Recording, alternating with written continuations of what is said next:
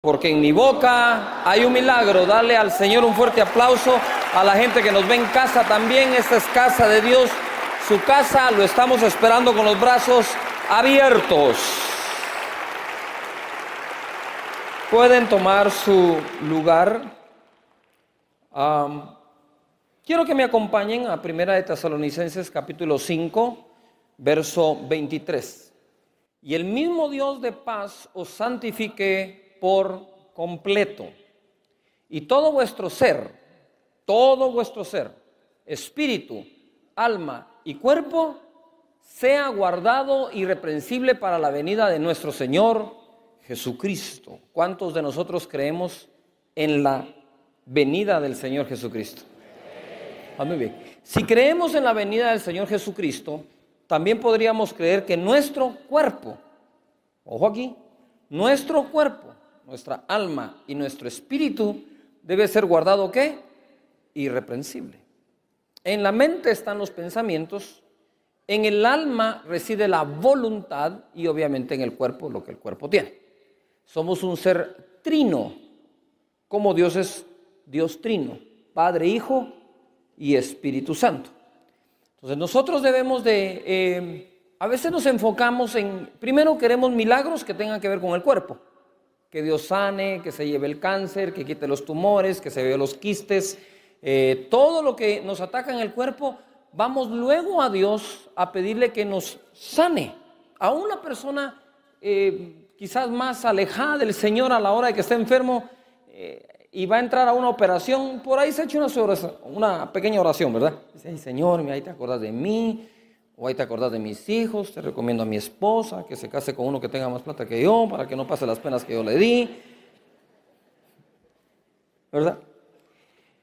En Noches de Gloria hemos visto yo no sé qué cantidad de milagros de sanidad, pero me he dado cuenta que a veces la gente recibe su sanidad en el cuerpo, pero su alma sigue contaminada.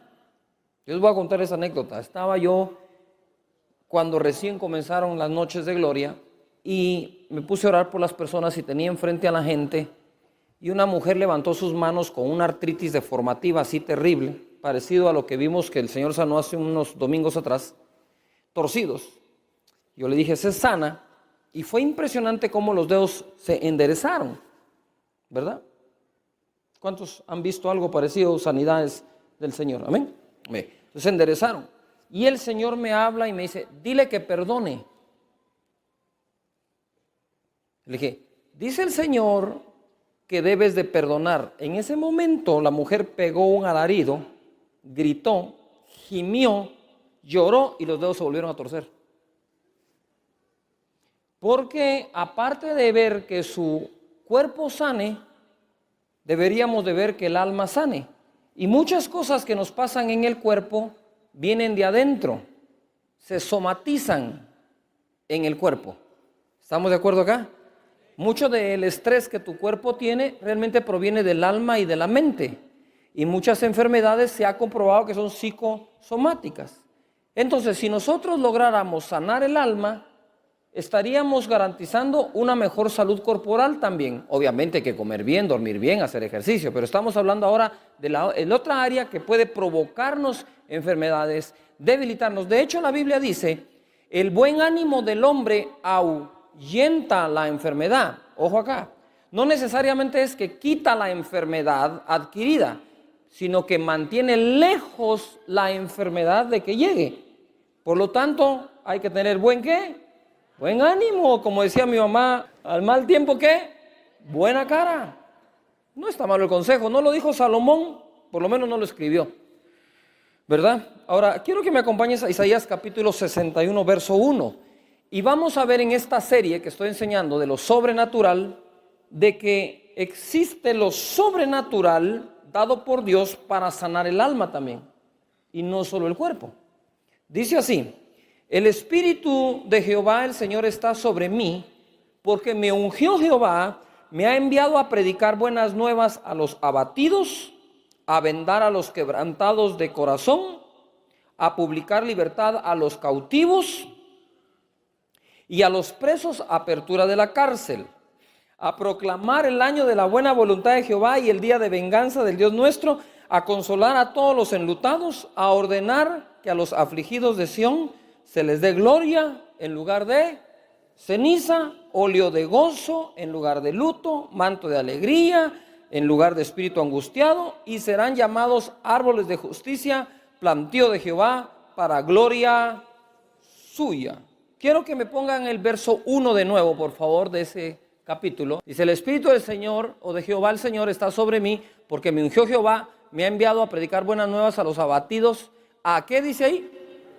A vendar a los quebrantados de corazón. A ver, todo el mundo diga conmigo, vendar. Muy bien, este mismo capítulo en la traducción al lenguaje actual dice así, verso 1. El Espíritu de Dios está sobre mí, porque Dios me eligió y me envió para dar buenas noticias a los pobres. ¿Qué dice acá? A consolar, ¿a qué? A los afligidos. Ahora dice acá, Dios también me envió para anunciar: este es el tiempo que Dios eligió para darnos salvación y para vengarse de nuestros enemigos. Dios también me envió para consolar a los tristes, para cambiar su derrota en victoria y su tristeza en un canto de ¿qué? Y alabanza. El Espíritu, dice acá, de Dios está sobre mí, porque Dios me ¿qué? Eligió y me envió para dar buenas noticias a los pobres. Y luego dice ¿qué? Para consolar a los afligidos. Okay. En la primera versión dice para vendar, en esta dice ¿para qué? Consolar. A ver, todos aprendiendo aquí, digan conmigo, vendar, consolar. Muy bien, hoy tenemos buenos alumnos aquí. Excelente. Ahora vamos a Lucas 4:18, como lo dijo Jesús. Cuando Jesús toma el rollo del libro en la sinagoga, se pone de pie y lo lee, dice: el Espíritu del Señor está ¿qué? Sobre mí, por cuanto me ha ungido para dar buenas nuevas a los pobres, me ha enviado a sanar a los quebrantados de corazón y a pregonar libertad a los cautivos y vista a los ciegos, a poner en libertad ¿a qué? A los oprimidos. Ahora fuerte digan conmigo, vendar, sanar, consolar. Estas son las tres palabras, entre otras, que se pueden traducir desde el hebreo. La palabra hebreo se puede traducir en sanar, vendar, consolar. Esto tiene que ver con el alma, porque usted no consuela su cuerpo, ¿verdad? Ese vendar a los quebrantados de corazón. Cuando uno tiene que vendar algo, es porque va a tomar tiempo que se restaure o se sane. Entonces a veces uno está herido en su alma, pero el Espíritu de Dios, a través del consuelo, va a sanarnos, y mientras llegamos a la totalidad de nuestra sanidad, nos mantiene vendados. Cuando hablo de vendados, es la venda se pone para sujetar algo o proteger algo de que no se contamine con algo más. ¿Estamos de acuerdo acá? Entonces, ¿uno qué? Se venda. Por ejemplo, alguien se quebró el brazo y mientras sana le ponen un cabestrillo y lo ponen aquí. No se mueva, no se mueva. Y a veces cuando Dios está sanando nuestra alma, es bueno no moverse mucho. ¿Me entendieron la parábola? ¿Sí? No hay que seguir ahí metidos en ese asunto.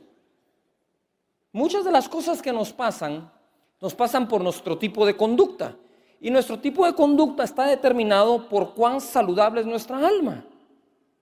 Dice, bienaventurados los pacificadores, porque ellos serán llamados hijos de Dios. ¿Quién puede ser pacificador si no tiene paz adentro? Quizás peleas mucho y tienes pleitos constantemente en tu familia, con tu esposa, con tu esposo, con amigos, hermanos, ¿sí? ¿Por qué? Porque no tenés paz adentro. Hay algo adentro que está estorbando esa paz y esa paz no fluye a los demás.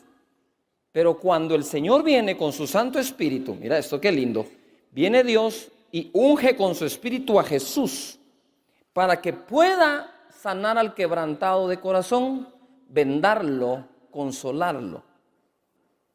El consuelo no arregla muchas cosas, les quiero contar, pero sana algunas. ¿Qué es lo que quiero decir? Es, si Ve al consejo de la palabra y practícalo. Cuando vienen a uno para un consejo, ¿sabe qué les decimos? Versos bíblicos que usted puede leer. Pero como no lee, tiene que ver quién se los da, que sí se tiene que dedicar a leer, ¿verdad? Tenemos libertad de expresión, libertad de culto. Podemos tener más de una Biblia cada uno, las podemos tener en los dispositivos inteligentes y nosotros no somos lo suficiente inteligentes para meterlos ahí y estarlos leyendo. O sea, no hay cómo te vaya mal si las escrituras están abiertas para todos nosotros. Recordemos la época en que nadie podía tener una Biblia. Ahora estamos en una época en Guatemala en donde todos pueden tener una. ¿Usted sabe qué es lo que causa el cambio de conducta? El adquirir conocimiento. En la democracia, libertad es hacer leyes para que todos tengan lo que todo el mundo quiere. En la Biblia, libertad es conocimiento. Porque conoceréis la verdad y la verdad te hará libre. Eso es libertad.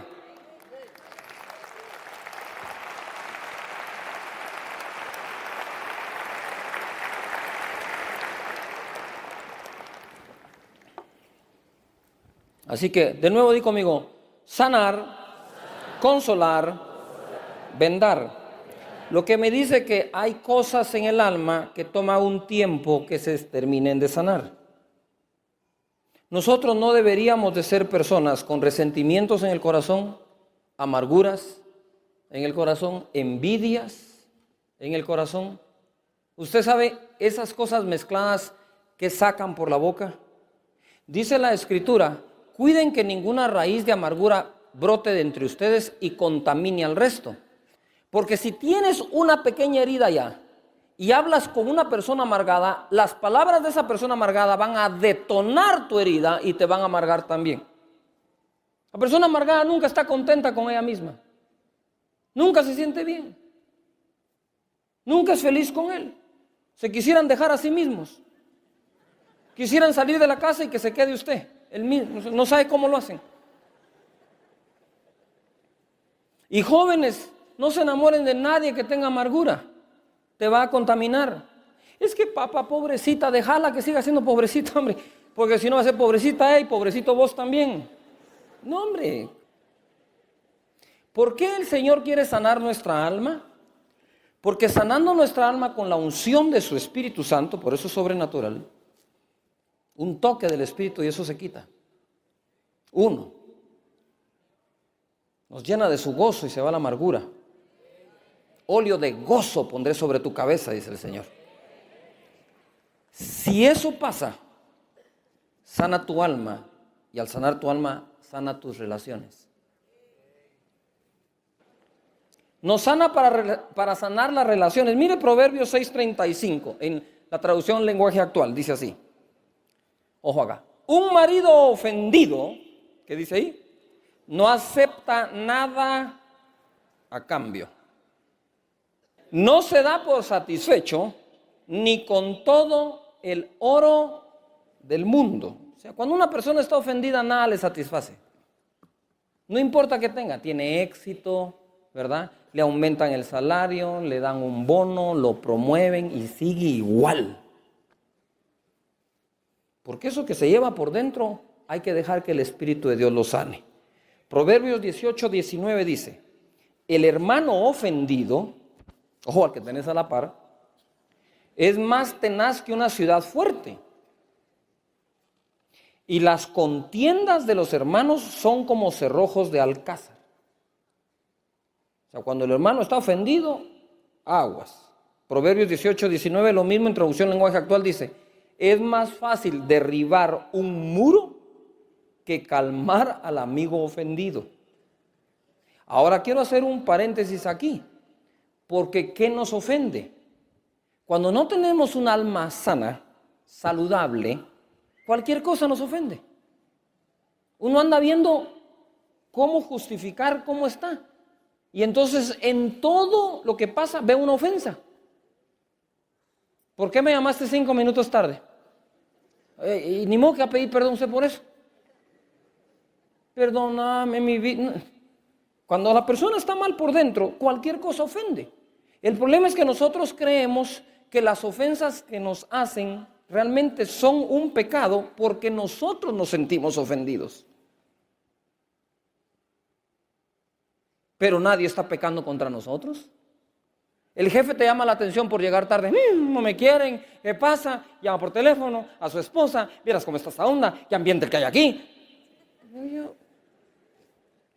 O sea que el hermanito es de cristal y si llega tarde, ¿verdad? Hay que recibirlo con un pastel y decirle, mira, si hubieras venido temprano te hubiera dado también café. Pero como veniste tarde, solo te tengo pastel. ¿Cómo nosotros podemos ser los hijos de Dios fuertes en espíritu, fuertes de mente y fuertes en el alma si todo nos ofende? El verdadero cristiano es a prueba de toda ofensa. Porque dice la Biblia que es gloria del hombre pasar por alto las ofensas o grandes ofensas. O sea que si tú quieres ser una persona gloriosa, perdona. Sea pecado o no lo que se cometa contra ti, perdona. Porque si la unción está sobre ti para sanar al quebrantado, para vendarlo y para consolarlo, entonces que empiece por ti. Una persona verdaderamente ungida, genuinamente ungida, es una persona que tiene un alma saludable.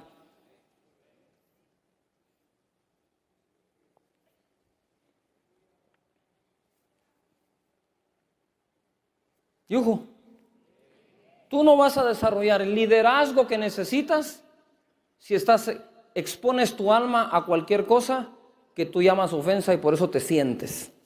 Así que hoy vas a agarrar ese teléfono y vas a llamar a las personas, te vas a juntar con ellas y vas a dar por saldada esa ofensa. Mateo capítulo 5, verso 39. Pero yo os digo, no resistáis al hombre, al que es malo.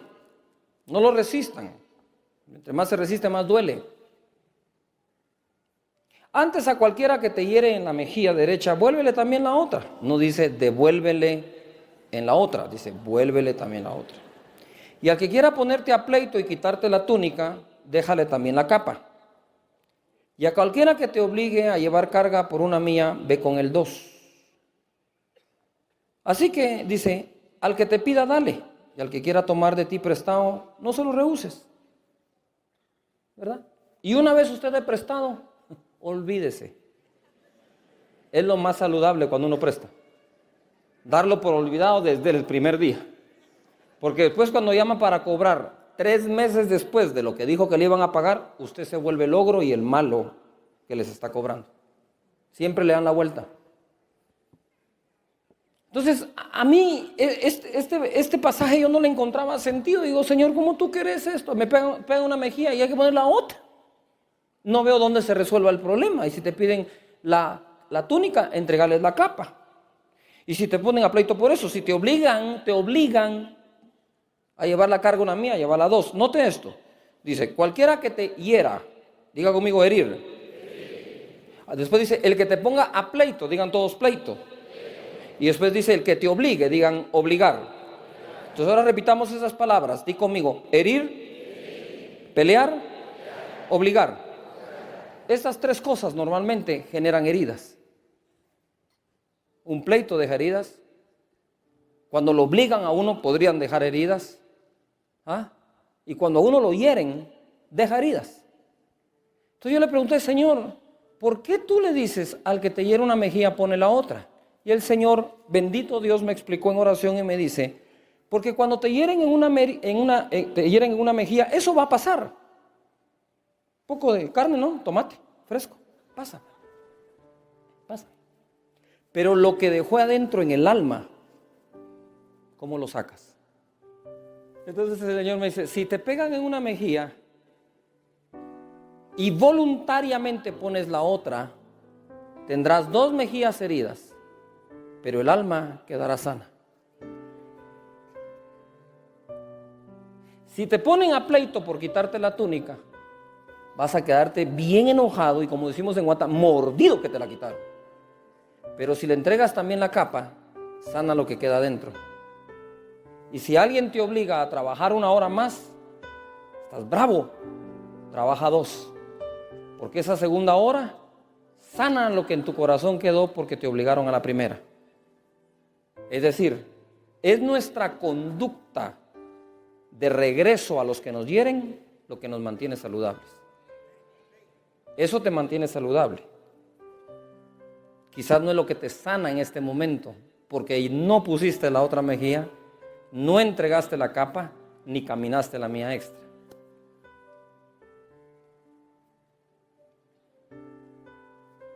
Si tú quieres ser de bendición a otros, cuida tus emociones y tu alma. Si tú quieres hacerte la sufrida o el sufrido, tu problema, pero te quiero decir eso, lo único que va a causar a tu alrededor es lástima de los que no entienden qué te está pasando porque no te deberían de tener lástima. Porque la lástima no sana a nadie. La lástima termina de enfermar a una persona. Cuando estás herido y te gusta la lástima, es porque te gusta estar enferma del alma y quieres seguir enferma del alma y te vas a poner peor del alma. Si algo no necesita un enfermo del alma es la lástima de alguien. Si lo que necesita un enfermo del alma es la unción del Espíritu Santo y la acción correcta de vida para mantenerse saludable. Tú sabes, tú te puedes imaginar una sociedad llena de ciudadanos saludables del alma. No habrían resentidos en las calles, habrían luchadores en las calles. No habría gente robando y tratando de matar por un celular, sino que habría gente luchando por conseguir un empleo, crearlo o generarlo. Pero cuando el alma está enferma, difícilmente. Tú eres una buena tierra hoy para perdonar. Porque la semilla que te sembré de la palabra para perdonar va a germinar. Cuando alguien te quiera amargar, dile, esa semilla es mala y esta tierra no es para esa semilla. Si tú pones esa semilla en mi corazón, se va a podrir, nunca va a salir ahí. Nunca va a salir. Porque yo no soy buena tierra para malas cosas. Soy buena tierra para buenas cosas. Ponte de pie. Gracias, Señor Padre, en el nombre de Jesús. Que sus sentimientos sean sanados hoy por el ungüento de tu Espíritu Santo. Levanta tus manos que el Espíritu de Dios va a venir sobre ti. Esto no lo sana un consejo, esto lo sana el Espíritu de Dios. En el nombre de Jesús, trae una sanidad sobrenatural al alma, Señor. Que esas emociones se sanen, que ese enojo salga, que esa amargura y esa tristeza cese en el nombre de Jesús. Resistencia es una fuerza que se opone a otra fuerza. Lo voy a repetir. Resistencia es una fuerza que se opone a otra fuerza, de todo tipo, de toda naturaleza. Pero si hablamos de ejercicio, cuando tú estás haciendo pesas, ¿verdad? Y haces pesas para aumentar tu resistencia, tu fuerza, tu potencia, son esas pesas que se hacen de forma lenta y con todo el peso que se puede soportar. Y vas aumentando tu resistencia y cada día puedes aguantar más. Entonces, resistencia es una fuerza que se opone a otra fuerza. Al levantar las pesas, tú estás haciendo eso. En 1 de Pedro capítulo 5, verso 6, dice así: humillados pues bajo la poderosa mano de Dios, para que Él os exalte cuando fuere tiempo. Si estás estudiando las Escrituras, subraya cuando fuere tiempo. Echando toda vuestra ansiedad sobre Él, porque Él tiene cuidado de vosotros. Sed sobrios y velad, porque vuestro adversario, el diablo, como león rugiente, anda alrededor buscando a quien devorar. Estar sobrio y estar velando es lo que a ti te toca. Pero lo que le toca al diablo es devorar. Para evitar que nos devore, debemos ser sabios, debemos de estar sobrios y debemos estar velando. Verso 9, que es a donde quiero ir. Al cual resistid, resistencia, firmes en la fe. Quiere decir que lo que nos está recomendando el apóstol Pedro acá es: hey, ustedes tienen una fuerza para resistir esa otra fuerza. Entonces, el león anda, nuestro adversario, alrededor nuestro viendo a quién devorar usando su fuerza. Pero si dice la Escritura, resistidlo estando firme o firmes en la fe, entonces lo que me está diciendo la Escritura es, tienes una fuerza para contrarrestar su fuerza. Eso es resistir firmes en la fe, sabiendo que los mismos padecimientos se van cumpliendo en vuestros hermanos en todo el mundo. O sea, no hay a uno que no lo ataque. Verso 10, mas el Dios de toda gracia, que nos llamó a su gloria eterna en Jesucristo. Ojo, después que hayáis padecido, no queda otra, que hayáis padecido un poco de tiempo, Él mismo os perfeccione, afirme, fortalezca y establezca. El final de toda esa batalla, el final de ese ataque, el final de que ande alrededor viendo si te devora o no, será que tú vas a ser perfeccionado, vas a estar firmes, fortalecido y establecido. Si nosotros somos capaces, dice, de resistirlo por un tiempo, resistid al diablo y él huirá de vosotros, dice la palabra. Entonces, esa resistencia es una fuerza contra la otra fuerza hasta que él se vaya y huya de tu vida. Hoy quiero hablar de eso, de la fe para resistir. Hay cosas que tenemos que aguantar. Eso es como la pelea del box, ¿verdad? En la pelea de los boxeadores, muchos de ellos cansan a su oponente, deja que lancen golpes y ellos aguantan y resisten y lanzan golpes y lo están resistiendo hasta que ven que ya está debilitado. Entonces contraatacan y chao. Igual aquí dice, tienen que resistir al diablo por un poco de tiempo. Lo que está pasando en el mundo entero va a tomar tiempo salir de allí, pero vamos a tener fe para lograrlo. En Hebreos capítulo 11, verso 1, dice la Escritura, es pues la fe la certeza de lo que se espera, la convicción de lo que no se ve. Y tú me puedes decir, pero Cash, ¿qué tiene que ver esto con lo anterior? Muchísimo, porque dice que lo resistamos firmes en la fe.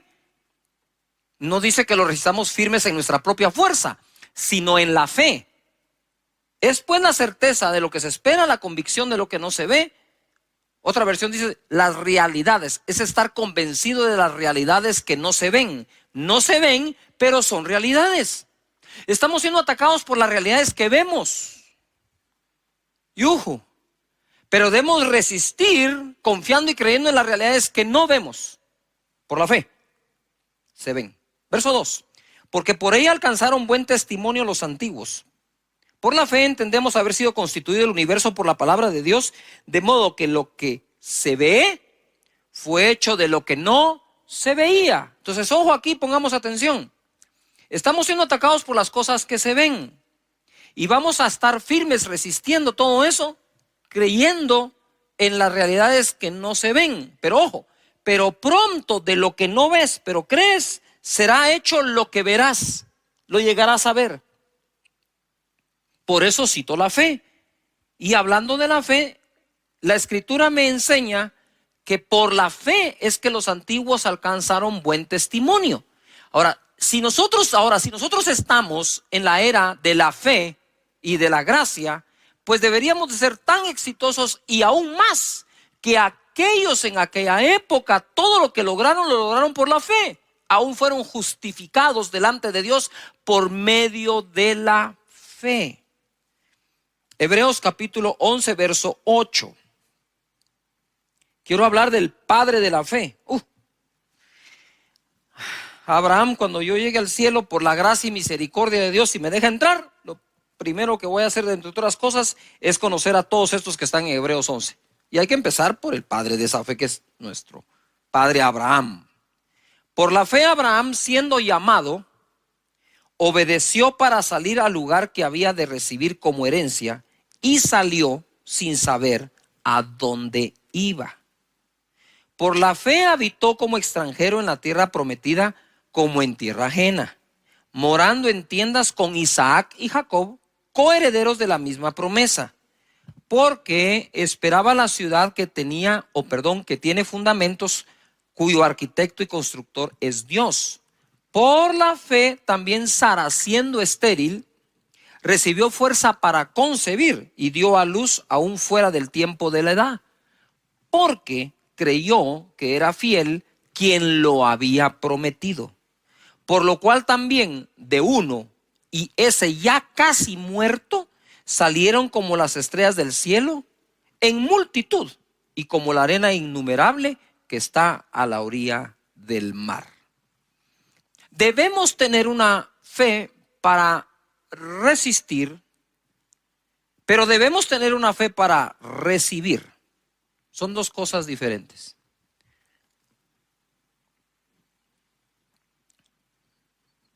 Hace mucho tiempo me topé con un caso en donde fui al hospital a orar por una persona. Esta persona estaba en el intensivo. Y aunque no lo creamos, a veces cuando se ha sufrido mucho, un consejo positivo cae mal. O sea, cuando la gente ya está dañada emocionalmente y uno quiere ser positivo con ellos, toman lo positivo como algo que, ¿qué crees vos? Que nosotros no, qué sé yo, ¿no? Pues yo llegué a ese lugar, estaba en la sala de espera, quería entrar a orar al intensivo por la persona, y saben que esos intensivos van entrando cada cierta hora, muy pocas personas que se les admite o se les da permiso. Yo buscaba el permiso de la familia para poder entrar a orar. Y entonces ellos me dijeron, pero mira, Cash, me dijeron, y nosotros sí tenemos fe. Mira lo que le pasó a mi hija, lo que le pasó a mi hijo, mira cómo estamos. Y me contó todos los problemas de los cuales no habían salido, pero los habían aguantado. Y en ese momento yo recibo un impacto en donde la palabra que oigo aquí adentro es, aquí sí existe fe, me dijo el Señor, sí existe fe, pero fe para aguantar. Les hace falta la fe para salir o para avanzar. Entonces yo respeté, no dije nada, dije, bueno, muchas gracias, nos vemos. Al otro día pude llegar, entré al intensivo, oré por la persona que, por cierto, bendito Dios sanó. Y justo cuando estábamos orando, estábamos ahí con mi esposa, vienen los demás amigos y familiares, ¿verdad? Porque somos amigos y conocidos. Y en ese momento dije, nos tenemos que ir, ¿verdad? Hay que proteger la fe. Y bendito Dios sanó. Lo que quiero decir con este ejemplo es que muchos de nosotros hemos aprendido a vivir con algunos problemas y hemos desarrollado esa fuerza o esa fe, que no está mal, está buena, para aguantar durante muchísimo tiempo, pero eso no quiere decir, ni debe implicar en tu vida, que por eso entonces ya no vas a tener la fe para salir de ese problema, sino únicamente la fe para vivir con el problema. Yo entiendo las dos cosas. Hay momentos que tenemos que creer para aguantar, pero no que eso nos robe el creer para salir. Dios te da la fe para aguantar, pero Dios también te da la fe para salir. Abraham salió sin saber a dónde iba. Y la escritura dice, que leímos, que echemos nuestra ansiedad sobre él para que él nos exalte cuando sea tiempo. Ustedes saben que la incertidumbre del futuro motiva muchísimo la ansiedad interna en el corazón de nosotros. Y hoy por hoy hay mucha incertidumbre del futuro en la mente de muchísimas personas alrededor del mundo. ¿Qué irá a ser del futuro? ¿Qué irá a ser de la familia? ¿Qué va a ser del negocio? ¿Qué va a ser de la iglesia? Y todos somos atacados por eso, pero tenemos que contraatacar. Es decir, una fuerza que combate esa fuerza, resistencia, por la fe, estando firmes contra todo eso. Porque tu mentalidad no puede desboronarse, tu estructura mental no se puede corroer, contaminar y destruirse. Debemos mantenernos fuertes en nuestros pensamientos a través de las escrituras. Entonces, mira, Abraham cuando sale sin saber a dónde va, pero a todos nosotros nos gusta saber, tener algo de certeza de lo que va a pasar en el futuro. ¿Vos me garantizás que si yo hago esto va a pasar aquello? Eso no es sino la voz de la ansiedad, de la incertidumbre, y quieren estar certeros. Pero Abraham, el padre de la fe, se fue sin saber a dónde iba, pero sabía quién iba con él. O sea, todo viaje mientras Dios te acompañe es bueno. Tú dices, pastor, me quedé sin empleo. No eres el único, son miles. La pregunta es, cuando te quedaste sin empleo, ¿Dios te abandonó y te dejó solo, o Dios te está acompañando en esa época y proveyendo para todo lo que necesites conforme sus riquezas en gloria en Cristo Jesús? Y dice la escritura, mira, ya les voy a hablar de cómo llegaron a tener el hijo con Sara, pero él moraba, dice, en tiendas con Isaac y con Jacob, sin haber alcanzado la tierra todavía. Quiere decir que en el camino tuvo a su hijo, tuvo a su nieto y todavía no tenía lo que le habían prometido.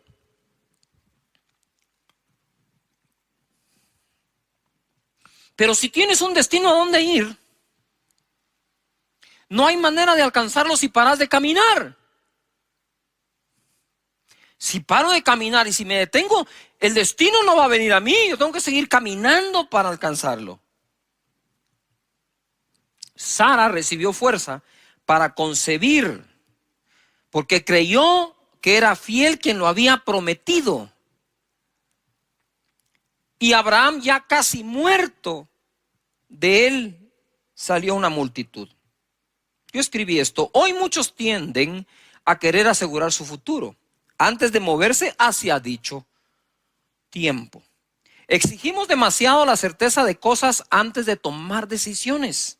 Sin embargo, el padre de la fe salió sin saber a dónde, confiando en Dios. Habitó junto al hijo y nieto en tiendas, esperando lo que Dios prometió. Y ojo, y no encontrando un sustituto para ello.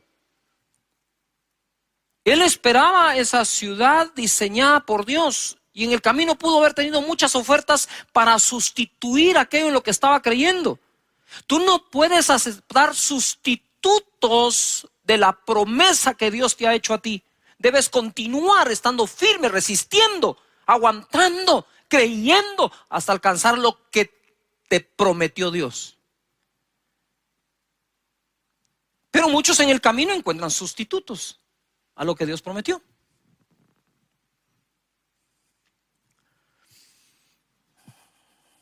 Tuvo su hijo cuando ya estaba casi muerto, es decir, tuvo fe para resistir mucho tiempo, pero también tuvo fe para recibir. Y Sara igual, tuvo fe para resistir mientras fue estéril, ojo, y tuvo fe para concebir cuando no tenía fuerzas. Porque una cosa es que era estéril, pero dice que ella recibió fuerzas para concebir. Son dos cosas distintas. Tenemos necesidad de desarrollar fe para el proceso. Ahora te cuento un poco el proceso. En Romanos capítulo 4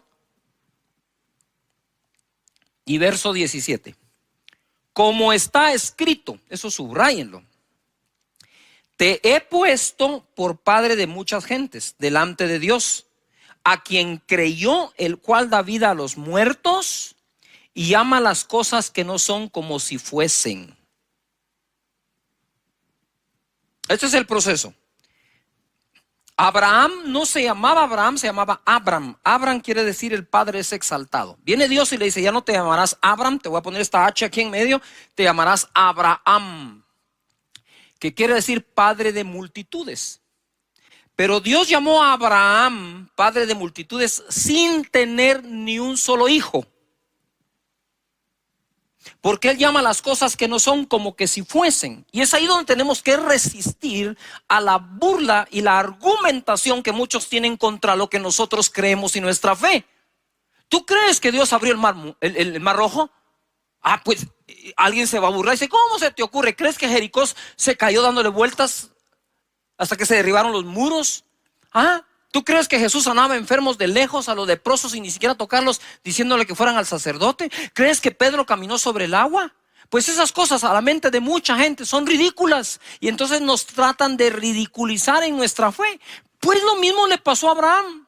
Yo me imagino que Sara salía y le decía: hey Abraham, que traducido es: hey, padre de multitudes, porque eso significaba padre de multitudes, y todos padre de multitudes.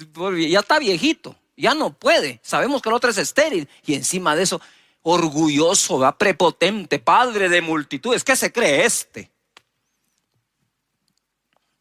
Yo no sé si Abraham en algún momento le dijo a Sara: Sara, ya no me digas así, hombre, qué clavo, mira, todo el mundo me mira como que saber que fuera.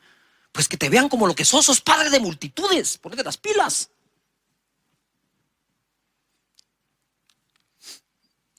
Llama las cosas, y lo puso por padre sin tener ni un hijo. Él ya te puso a ti por muchas cosas sin que todavía ocurran. Pero es que las cosas no pasan para que creo para que pasen. Te lo repito, las cosas no van a pasar para que creas, porque crees, van a pasar. fe para que las cosas pasen. Y en el 18 dice, él creyó en esto.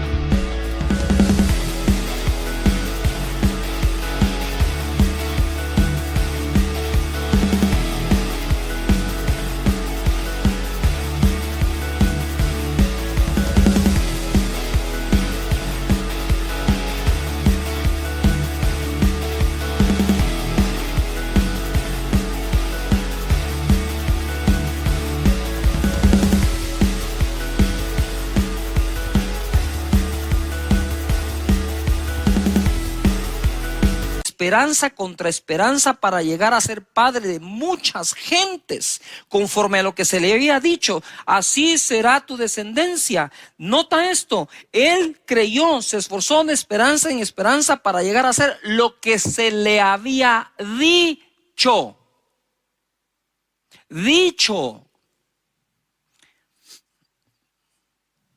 Yo podría decirles, miren mis hermanos, aquí la cosa se va a poner más fea. Espero que aguanten, ¿verdad? Ahí nos vemos en el año 2024, al rato ya salimos. No estamos para eso, las personas que tratamos de buscar a Dios para darte una palabra. Estamos para darte una palabra de fe, que la creas. Entonces él dice que se esforzó de esperanza contra esperanza. Hay una versión que fue escrita de otra forma, dice, él se esforzó de esperanza contra todas las demás esperanzas. No se daba esperanza por el viejito Abraham, pero no necesitaba que nadie se la diera. Él sabía lo que creía y sabía en quién creía. Verso 19, y no se debilitó, yo subrayé la palabra debilitó, en la fe. Eso quiere decir que hay personas que ya se están debilitando en la fe. ¿Cómo? Te voy a enseñar cómo no se debilitó y qué hay que hacer para no debilitarte en la fe. Pongan atención, subrayen, escriban en el chat, no me debilitaré en la fe, no me debilitaré en la fe. ¿Cómo? De esta manera. No se debilitó en la fe al considerar su cuerpo, que estaba como ya muerto, o ya como muerto, siendo de casi 100 años. O la esterilidad de la matriz de Sara. Entonces, ¿cómo una persona puede debilitar su fe? Considerando de más, considerando de una manera incorrecta lo que está pasando.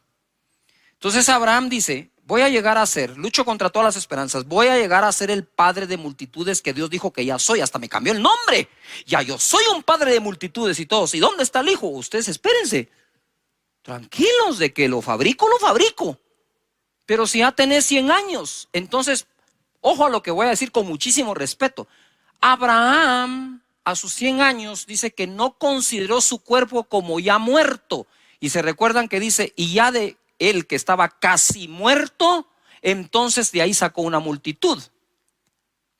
Casi muerto en este contexto es, Abraham ya no podía tener relaciones con Sara, no había forma, ni aunque Sara fuera fértil, él no podía tener relaciones con Sara para poder engendrar un hijo y Sara concebirlo. Pero además no consideró a Sara que estaba estéril. Pongan atención a esto. No consideró ninguna de las dos partes. No consideró lo que le pasaba a él, ni tampoco consideró lo que le pasaba a Sara. Y lo que quiero decirte es, no puedes considerar tú en este momento lo que te pasa a ti y lo que le está pasando al mundo entero, porque eso va a debilitar tu fe. ¡Yuhu! Todo lo contrario, es cierto, sí. Abraham dijo que no, dijo esto no es cierto. Él dijo, no lo voy a considerar de tal manera que el mensaje que reciba es que lo que Dios dijo que iba a pasar es imposible. Claro que es imposible al hombre, pero lo que es imposible al hombre es posible a Dios, dice la Escritura. Entonces vamos a nosotros a leer la Escritura con la manera de pensar que tenemos o vamos a renovar nuestra manera de pensar por las Escrituras? Pienso de acuerdo a lo que está escrito.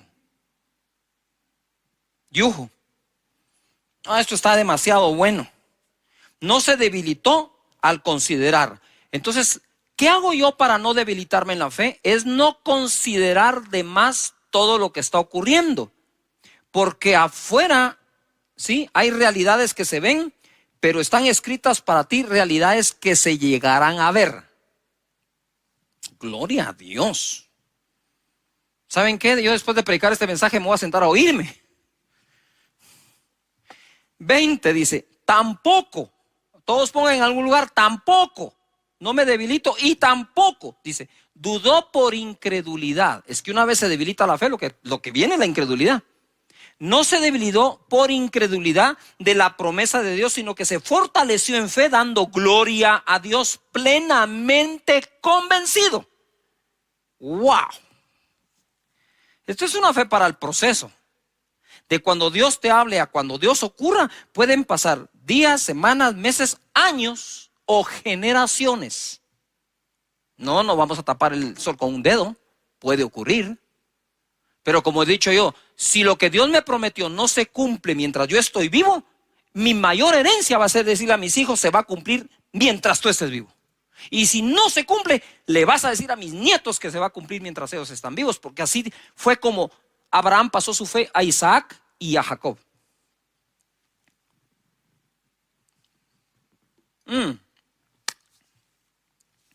Plenamente convencido de que era también poderoso para hacer todo lo que había prometido, por lo cual también su fe le fue contada por justicia. Por Dios santo. Gloria a Jesús. La fe es lo que justifica. ¿Saben? A mí me trauma Hebreos capítulo 11, en el buen sentido de la palabra. Porque me identifico tanto, porque en Hebreos 11 no hay una sola persona perfecta, ni siquiera cerca de la perfección, ni una sola. Y todos fueron justificados mediante la fe. En Hebreos capítulo 11, verso 17. Entonces ahora Abraham por fin se esforzó, llegó a ser padre de uno. Ahora tenía un hijo. Y ahora viene acá y dice, por la fe Abraham cuando fue probado. Muy bien. Primero puse fe para el proceso.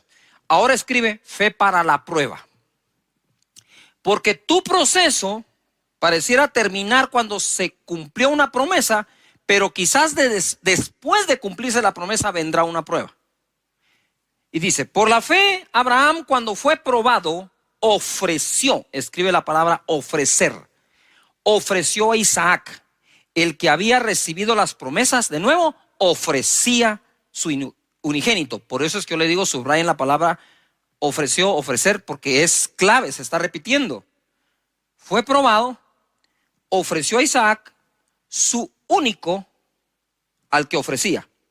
Habiéndosele dicho, en Isaac te será llamada descendencia. Entonces, la descendencia, ¿de dónde iba a salir ahora? De Isaac. Dios le pide a Isaac y uno podría decir, no, momentito, ¿por qué me vas a pedir Isaac? Si Isaac fue lo que me prometiste, ya me lo diste y ahora, si tú me lo prometiste, me lo diste, ahora, ¿qué voy a hacer yo? Y estuvo dispuesto por una razón. Mira cómo crecía Abraham en fe. Habiéndosele dicho, en Isaac te será llamada descendencia, pensando, pensando, que circular eso, que Dios es poderoso para levantar aún de entre los muertos, de donde en sentido figurado también le volvió a recibir. Por la fe bendijo a Isaac a Jacob y Esaú respecto a cosas venideras.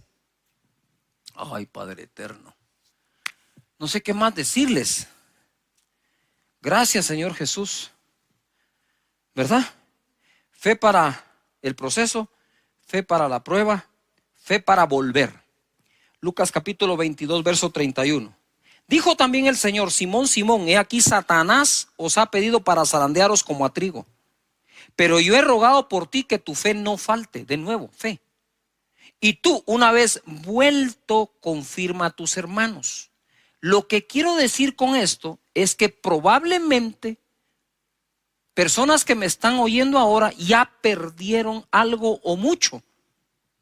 Pero quiero decirles que estamos orando para que tu fe no falte y una vez vuelvas, una vez te recuperes, una vez te vuelvas a levantar, sirva lo que pasaste para testificar a los demás y afirmar a tus hermanos, tu familia, tus amigos, tus hermanos en Cristo. Entonces desarrollamos fe para el proceso, fe para la prueba, fe para volver. El colmo de los colmos de la fe es que el escritor de la ley caminó por fe y no por la ley. Te lo voy a leer así rápido porque esto es importante. Hebreos 11:23 dice: por la fe Moisés, cuando nació, fue escondido por sus padres por 3 meses, porque le vieron niño hermoso y no temieron el decreto del rey. Por la fe Moisés, hecho ya grande, rehusó llamarse hijo de la hija de Faraón, escogiendo antes ser maltratado con el pueblo de Dios que gozar de los deleites temporales del pecado, teniendo por mayores riquezas el vituperio de Cristo que los tesoros de los egipcios, porque tenía puesta la mirada en el galardón. Mirada, esa es la clave aquí, mirada. Por la fe dejó a Egipto, no temiendo la ira del rey, porque se sostuvo como viendo al invisible. Paren allí. En el verso 26, quisiera que subrayes o encierres o hagas lo que seas, remarques, mirada. En el verso 27, quiero que subrayes viendo. Él se sostuvo como viendo al invisible. Eso es Dios. ¿Estamos de acuerdo? Pero dice que tenía puesta la mirada en el galardón. Yuju. Mientras mantengas tu mirada en el invisible, mientras te sostengas como viendo al invisible, creyendo que Dios está contigo, no hay nada de malo que pongas tu mirada en un galardón.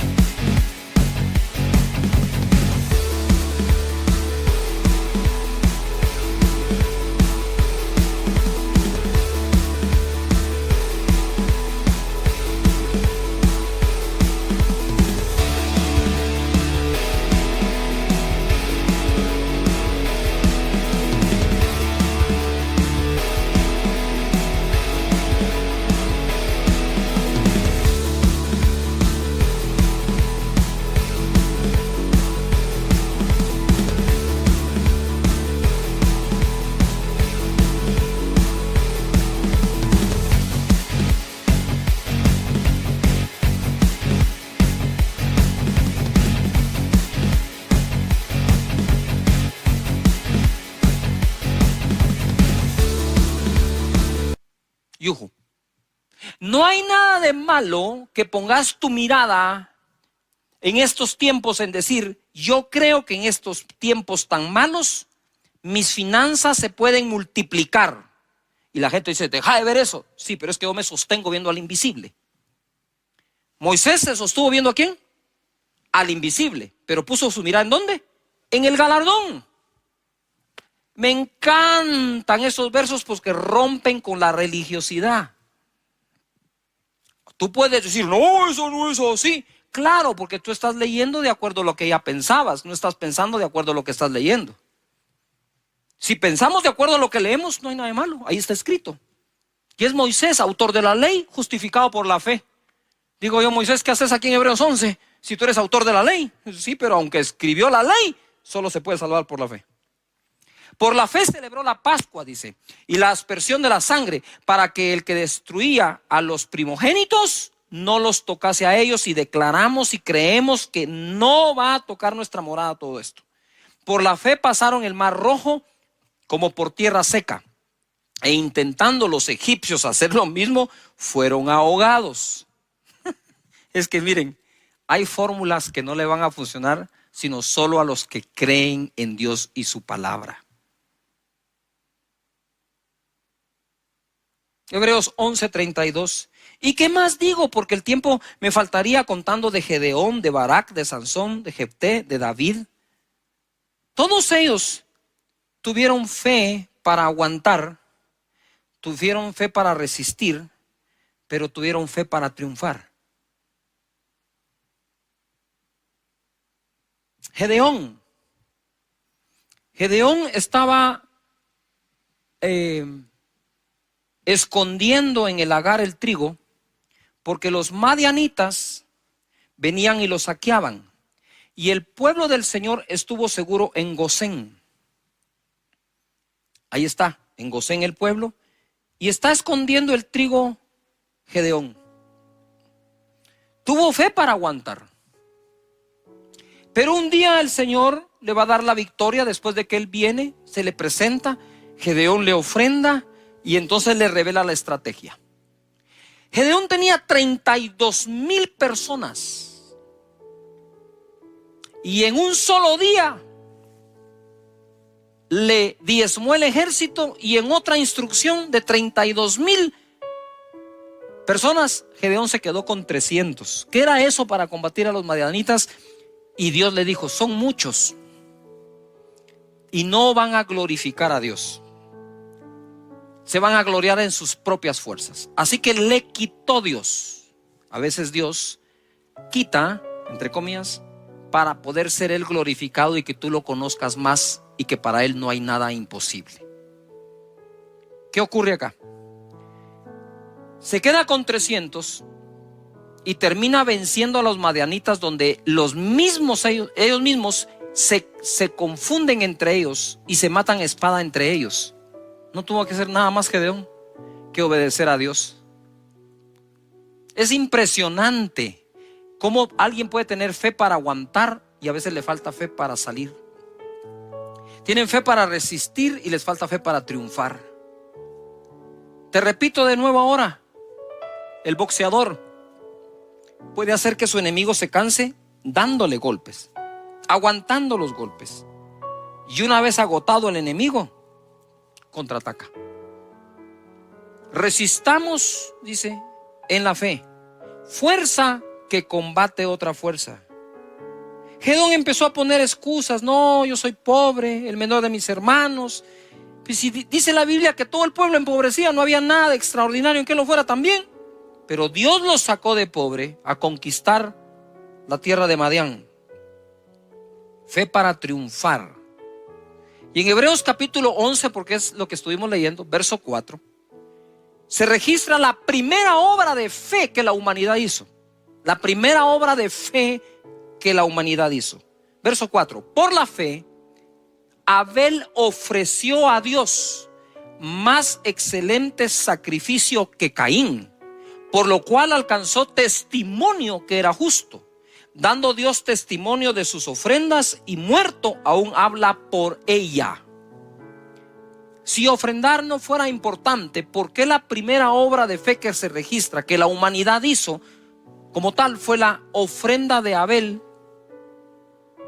que fue mejor que la de Caín? Y por eso Dios lo bendijo a tal punto que Caín vino a matar a su hermano por envidia. Y dice la escritura que aquella ofrenda todavía habla delante de Dios. Sí, hay que tener fe para aguantar, pero debemos tener fe para el proceso. Debemos tener fe para poder salir, para la prueba, para volver. Porque todos los hombres en Hebreos 11